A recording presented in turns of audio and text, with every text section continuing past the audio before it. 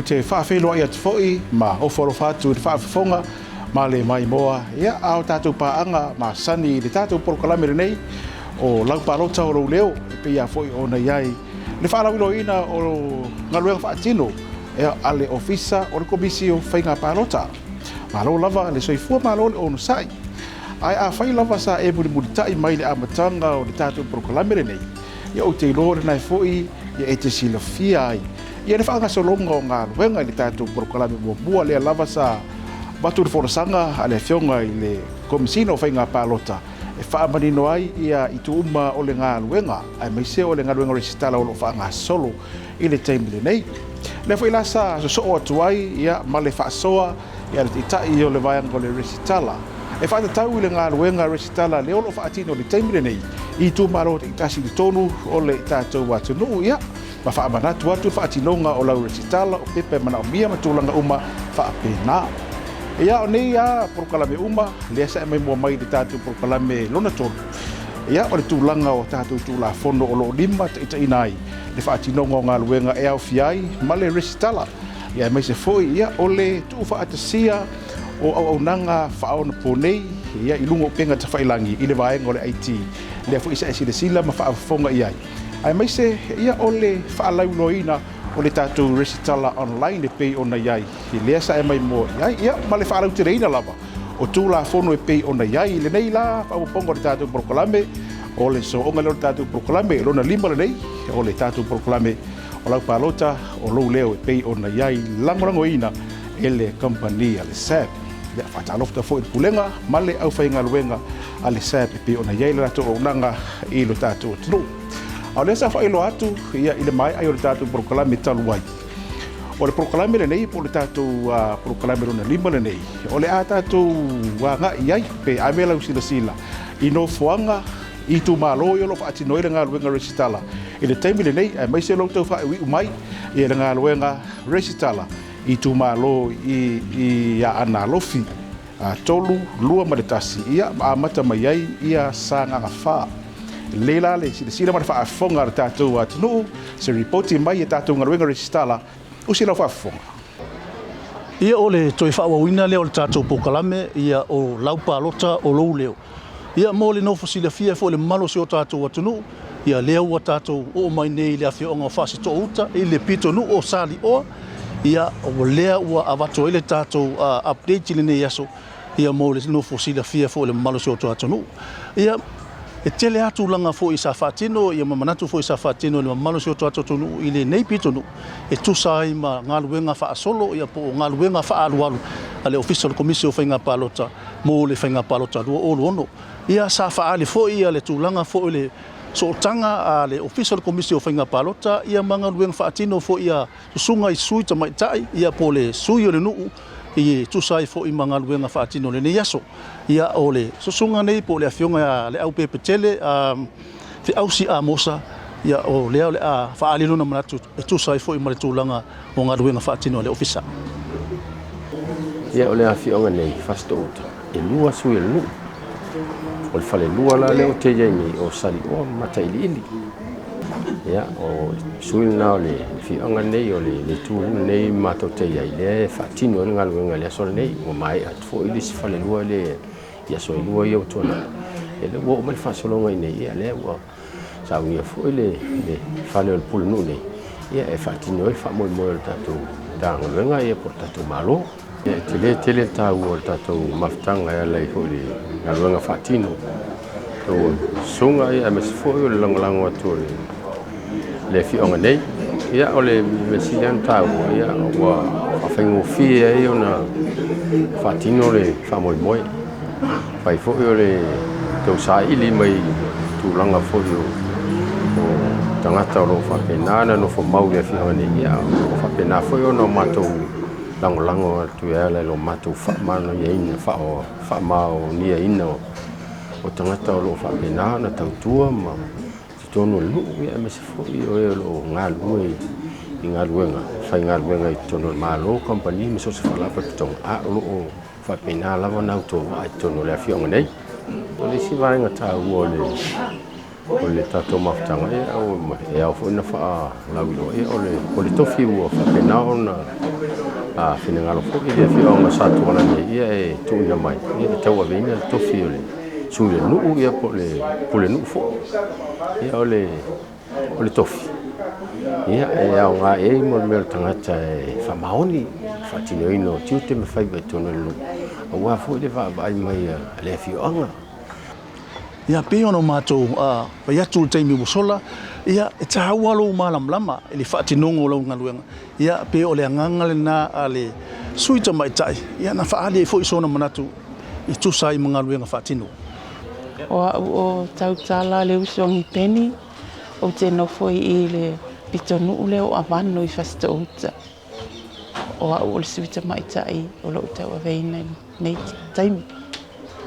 Ia i loo waia i loa maso o malamalama anga iai. Le nei ngaluenga tāua o tātou mafutai fo e mawhaatino e nei mai asu. Ia o se ngaluenga e au ngā. Ona i tonu fo e nei fio anga i le whale lua lea sa amata mai e le ngaluenga nei o avano masatui. Ia mo ni a to atele tangata anu o le fio anga nei na ngā solo atu. Ai fo ina isi tina matutua manisi fo i whanau sa no no fo i ainga o lato taito o lua po o tama fo i tu lou le pa ia man malu a le utoi fo i mai tono le fio anga nei le o no fo mawai pe lau tu langa na e whaafai fo i se manatu ona e se ilonga o malamalama fo i lo tangata pe asu esu e mua i fesile wa e le mawhai ona o whaatino ina ngaluenga pe a o le malamalama i tūlanga ia pe o tūlanga a o le au te lenga ai o le ngaluenga e tā ua fo i lo tangata wa o i o le o te leina o malamalama fo i e monia o te nofo i le fio angane ia e te leina o le malamalama atu ona e mamao fo i nisi i uta le vau ia o tele unis fo i sa malanga i fafo no no fo ai a le utoi fo i mai o le ona no fo maua i nei le fio anga ia le la fato a o malamalama nei na ua failanga luenga nei le stala mole Vaega Palota le o mana ia le o malamalama i o le o lo atu ai fo i nei si tina matutua malato whanau e o lava inis fo tama ia o whanau talabou ia e whawhitai lava mole nei fo i por kalame o tele i fo i se au ngai lo tangata o te sa ili ai fo i ma o malamalama i tūlanga pe o nei e langa luenga o lo whainei awa o langa luenga le whainei e le alu tamala i whaatinoina a whai fo i se ai se si po i tanei fo i le o lo avea masuita maita i o le fiu anga nei ia po tama fo i o lo o whaima ma pule nuu i tono le ala whanga nei. Ia, e ono awhia i al tūla whono. Pe a whai e le sao, ma o ta malama i whaatinoina. Ia, o ia fo i tūlanga, e tate popole ai fo. E te taua na ta whaitete ai le whaatinoina o ngā luenga o lo peanga i ma i tātou le nei aso. Ai au ngā tele mo le anga i lumo le soifuanga, wa pe e alualu fo il nei Paia inga o loo iai, pe o te staimi o toi tūla i mai. Ia, a le ua ta malamalama ma tai loa tūlanga umai tau ona whaatino. E au ngā fōi. E ta te mawhai ona ta whaasoa i nisi fōi tina o le a tūla i mai si staimi i le tofi pe ona o tūla i nei taimi. Wha malamalama ia i lato, pe a whai. O le a fōi si staimi toi ta penai mo sisi, Vaega Palota tatu atu no. E au ngā telele, le ngā luenga leo lo whai nei. E au ngā ina ia malamalama ai, ia le nonofo ai o le whiu anga i on tangata anu. E o fo i lai le tātou atu nu atoa. Awa o mea hanei ne, e tutupu lava. I lo ua ua ai ai loa. E le whaingo whia ngā luenga nei. Awa a o atu nei na taimi. Ia, e tātou te leo i loa ina foi, po lea sau e pa e le stala i, ai o atu this time, ai whai meo lai Palota i whea, pe o tūlanga nai, e tā ua i ale su e le lei, ia me whaamautu le lei le whaingo le stala. Le lai whai ngā luenga ne tau sanga. E pe ono mātou whamanatu atu I le taimi ua sola, ia le tūlanga fo ne e le na o le tangata ua atoa lo na lua sifuru. Ia o tangata umai mana o mia ona restala I le pola kalamele nei. Ia a o se manatu fo ia na whaaria se tasi fo o tamaitai. Ia po se tasi fo ua a vea mamatai o tūnga musu, tīmena. Ia e tusai fo ma le tūlanga o se taimi umumua lea ua susuma ia e whaatino nana restala. E te lele o ngā le sofa matai lo uni tangata e au ngā I mea whai re a inga whesosoani fo I le a inga mai loa I fo I whai mea whai re a inga. Ia pe o lo u teimo mua leo o sawa e te Palota, Westala. Ia paula malu whamalu si au ia I le au tupulanga le lo whapeona le o Westala ina na tu Palota. E tau te lea mea mo I tātou tupulanga. Mo I lātou wā tōlufu tas tau sanga. Tau on tātou mai e langulangu e loa I fo I o le tangata anu sa mua. Ia o se tasine I o sui fo I sa whaali lona manatu I le tūlanga o le whaawhaingo fia ina. Ia le aunanga fo I wa awina mai tua nei I le tātou o whionga I whaasi tō. Ia pe o nā sau noa I fo I le uso ia ko ne lio tau ipu e tūsai fo I ma le nei au nonga matang o fie. Te tonu ia le tāua ia te aua ma whaiana whaawhaingo fia ina mo le I tonu lawa si ma te o whionga e whaisi ma mao ma tauranga ia alo wapena na whaawhaingo fia ina lea se whina I fo I taimi e le ngata I leo pensini whio I atu ia ma le whio I mai ia le ngata fo I le ia lo ma whaiana silisila mai lava le sui Palota ia I tangata lawa la whionga nei po tangata lawa si o ma tonu ia penao na whaawhaingo fia ina I mea o malawa ta tonu lava uia o matua I se lau pasene le ngaluanga whai ere tata o ofisa le ngata ina whaawhaingo fia ina I mea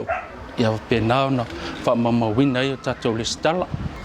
Ia nā ua tau whaafonga mo tau silasila mai I le tūlanga fo I o le whaatinonga o ngā luenga. Ia mamanatu fo inatu ina atu e nisi o le mamalo se o tātou atunu. Ia e meisi hai nei I whaasi tō uta I le pito nu o sari o. Ia nā ua tau whaafonga fo ia mōli mau fo e tū sa mōle ne yaso. O le reporti o le ne yaso, ia mai ia le aso ana le la, ia se ipa ia le taimini nei. O le alava ngā so solo, mai le mamalo le tātou atunu. O lona win, e ese le tā ua fo I o le nei pito la au, o lo whaatino le taimini nei. Ia mātou te toi whaamanatu, matua lalo atu, ia mna mielo tātou ngā lue whaatasi. O Lau Palota, o Lau leo. Ia au te manatu, ia o le atu, tu atu I haseu, I le ofisa au tu. Rona wa e silasila ma e malama fo I le tūlanga lo iere ngā ruenga lo anga I tua. E se fo I la tau o anga I mai le tātou ofisa I nei muli noo. E whaatino I lava ngā ruenga ia o le tourist stalaino I la tau. I o la tau lava I tū malo o lo whaapea o na whina ngalo e resi talai. Ia o lo whaatino I nei le tātou ofisa au tū. Ia mai se au nanga o lo whaapea o na uto wa amai ai le malo le tātou o tunu. I le tātou ofisa au tū I nei muli noo. Alau silasila malau whaafonga e le tātou reporti le nasa atu ina mai e lio. Ia ino fuanga I o I tua lau whai ngā luenga e peiona e whaafonga ia mai moa mai iai. Tātou angai fōi ia e matu whaalau I loa ia a le tātou kompania le sat ia lātou o loa e meise fōi o le tino lātou whaalau I loa mo le sila fia e le tātou atunu. Moenga ananga tā. Moenga le eise pa o. A wai le ai ma se o tātou e fia se moenga e pa o. A ea. Ai se a tātou te le fia I moenga e pa o. Ona e whaalawlawe le taimi tātou te moenga. E pa o loa pe o I loa umao le a e whaatafa leisi tu. Shhh. A we te moi fiti.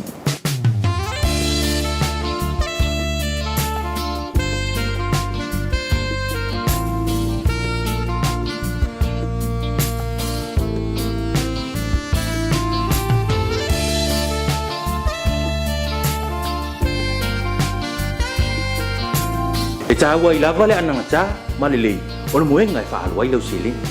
Whea la se isi whale whamama avenga mo oi nei Samoa. Sumai I le sep, e te mauai moenga ananga tā, moenga mānaia, moenga nice, ai le ai ma se pa o. Sep, lau whale o loa mo moenga ananga tā. Simply the best.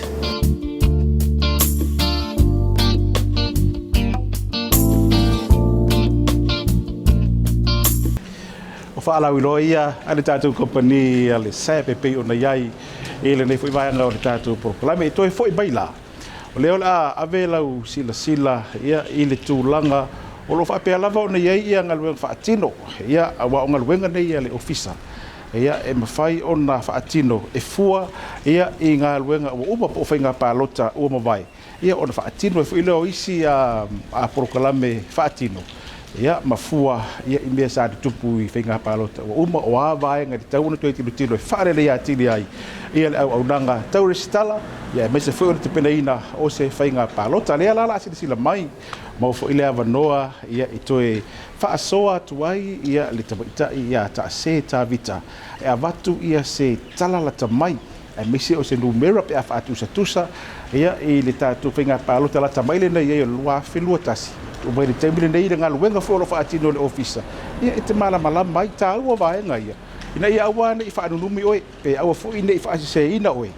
i tala fe ave i le matangi a o tala sawa le tu ina tu nei le tato ofisa fa fonga mai mo mai ile sunga ia ta se ta vita ia e fa manino nisi o Vaega le sa o taua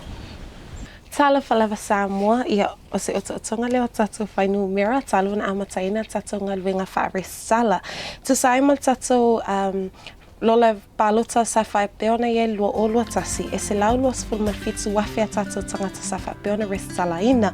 I le aso lua sfulma tolo me lua o lua wha le whaiona resala le ofisa le sfulu tolu wafea tangata mai le se lau lua fitu wafea le asata sa iai. With comparison to that number, we are now sitting at 10% of the full roll. However, 20 of our electoral constituency have already been covered with our mass registration. We are now in the second month. Ataluna amataina tato ngaluenga restsala. I whapeona restsala ile to asfulu pasene o tangata umo Samoa sa whapeona restsala ina lua o lua tasi. Ile vai aso nei o lo whapeona kawaina mai pēr ia ana whapea fo isa nganga lo whapeona o mai lenga luenga le ofisa ia ona wasai lea mo le lua vai aso wani si tapin pinanga fufuanga le ofisa ona amatalia leo tato ngā luenga resala anga ia tu isa vai. One of the biggest numbers or the biggest constituencies that we do have is Vaimaunga and Whaleata o Vaenga o Itumaloia whapeona te tele lavanu meri tona tato Lau Palota lele i o atuai le tato restala. However, o lo iai fo ia tato tangata lo whapeona ngai mai tono lo ofisa e whaonga pēr tato au nanga leo restala lo whapeona whatino i nei muli nuu. Lea laua iai fo ia tato nu meri tu langa lea ia ai o lo whapeona whatalia se i mai a menunga luenga sa vai o na whaasolo mai lea ia le i ia Whaleata ma Vaimaunga. Mana tuol tatou whaangasolonga mua leo whaatino no tatou restala a umad whaatino tatou Vaenga mua le mai a ia te sema ia ona toe whaila whaatino la ilo ngā luenga le officer review ma tatou le stalo whapeona whaatino ina ona toe alu la ilo le si tatou round 2 e toe kawa uma mai lava ia isia tatou i tu malo a whapea fo i tangata e le mwhaiona restala ina tatou Vaenga mua leo le atoe aluatu i tua tatou registration for our round 2. Currently, our online registration sits at 33 people, so only 33 people have registered. Nā toa tasi lava tātou tangata whapeona restalina mai I whawhatu I Samoa o se tangata sa restala mai New Zealand. Ia, but o lesi tātou tolus ful malua tangata whapeona restala mai lunga upenga te whailangi ia o nei lava I Samoa. Toa luas fulu malimo whapeona approve a lato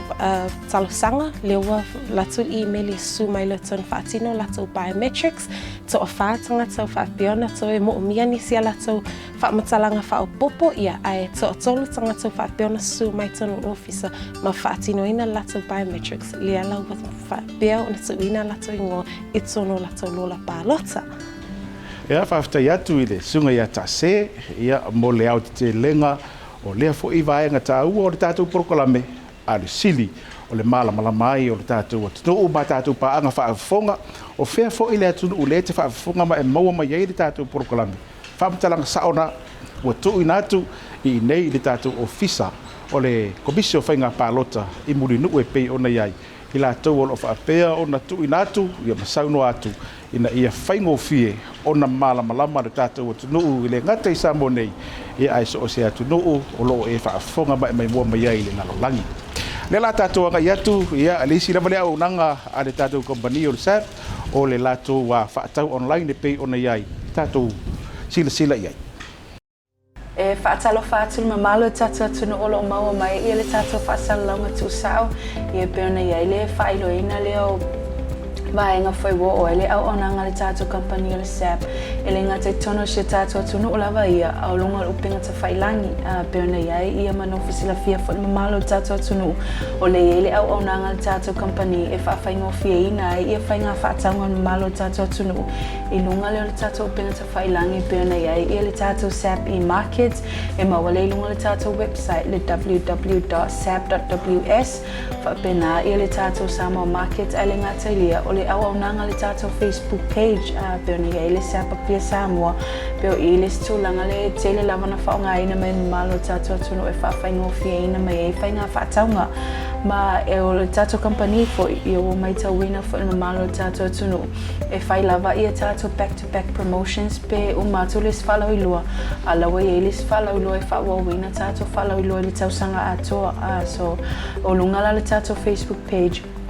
e tuina tuai ia tātou o loa taitasi o loa whapauina o lātou tau ma links fo e whaafaingo fia ina ia whainga whaataunga ma malo le tātou atunu o lea ia e encourage ai fo I pe advice ele ma malo tātou atunu I te tono se tātou atunu ma whafofot ke lope ia e siaki lava le tātou Facebook page le SAP pia Samoa e updates lava ia le tātou online team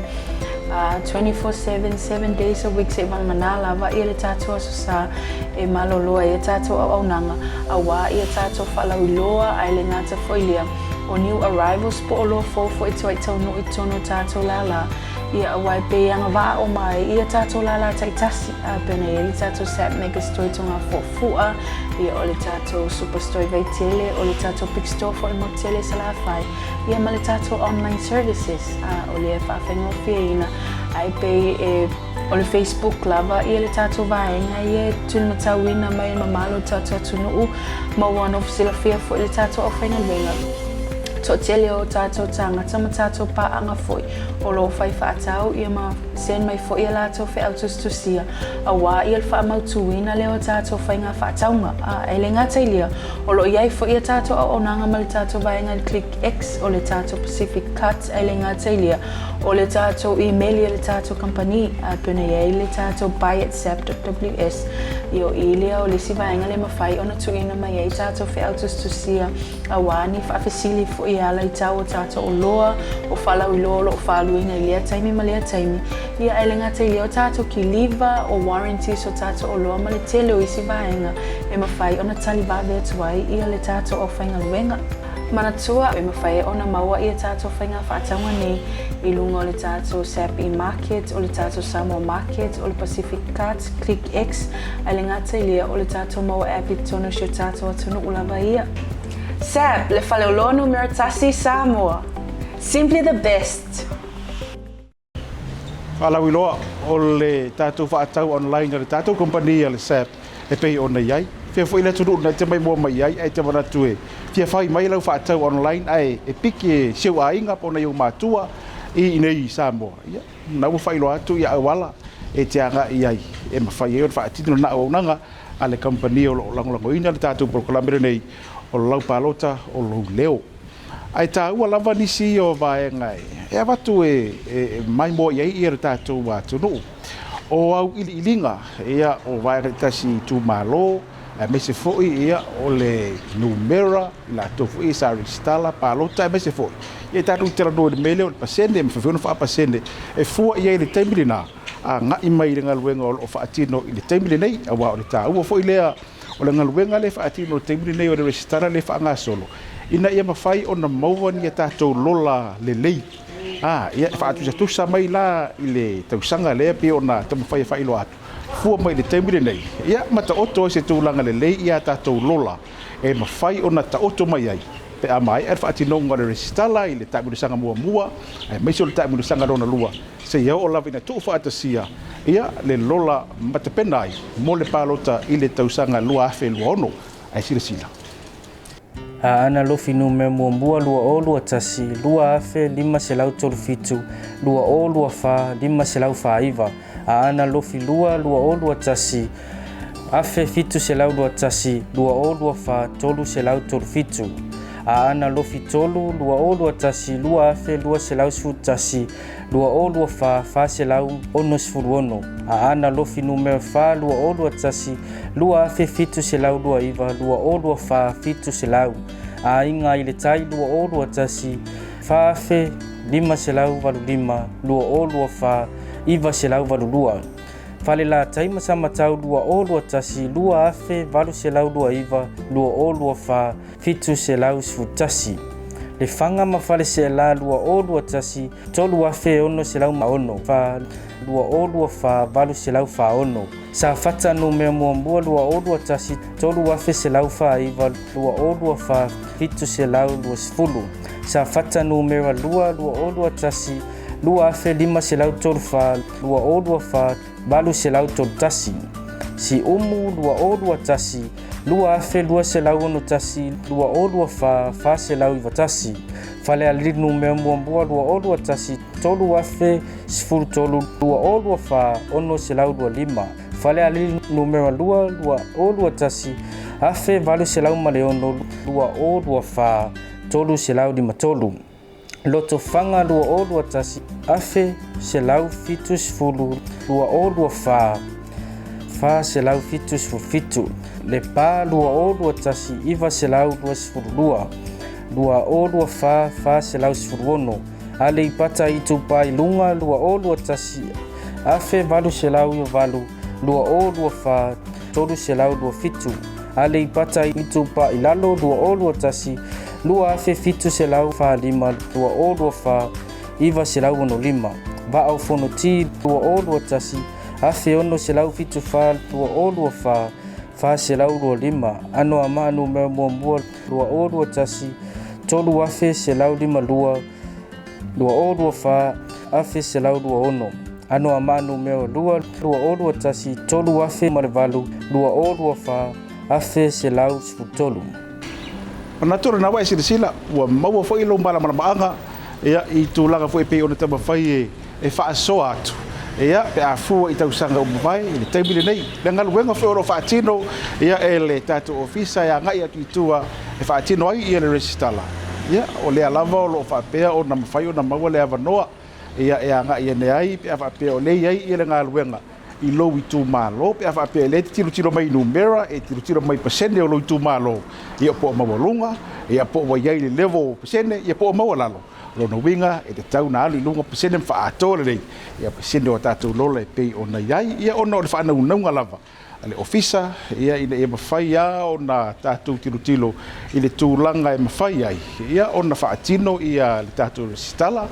ia i lau filinga fai to tasi po fea le tu malo o le a e resitala ia ona tiro foi le isi suinga e pe ona iai a o le ata fa ita ile na watu ia e tiro iai mo le taimile nei a o fa nga solo ai le tatou nga luenga o le to resitala ina o ila to uanga ba e Palota ia mata pena ile fai nga Palota tele ile lua fe lua ono ia o le tulanga lava o ile nga luenga le taimile nei o le lava lo fa atino pe ona ta o le lava uanga i mai nga luenga ia i tu malo tau lata mai ile taulanga vai so fo o le pe mai tau watu o tu malo le la ngai me le ngaluenga ile vai so fo ia o le a ngai mai ai ia sanga nga tolu sanga nga lua ma sanga nga tas lo winga uta tu la lata mai lava ia i tu malo la lata mai nei taulanga o ina le la ia le ngaluenga ia ile vai so fo ai o foi nei ngalo fa ponga o le tatu proklame ia sila ile fo o la tu vatu ai ia nisio fa atala noanga mai i pulengo le tatu ofisa i vaenga te itasi ia i le tūlanga lava o lo iai ia le whaatino ngā luenga le ofisa o le komisi o whainga Palota to e whaawatai atu i le pulenga ma le whainga luenga le sep e tusai ma le langolangoina o le tatu proklame ai whaawatai tele lava le mai moa ma le mafuta mai po fea lava se vaenga o le lalolangi o e whaafonga mai iai le tatu proklame le nei to o sa mo nei o mole atu le nganga whaafita i tele, alofa atu, tō whaasoifua.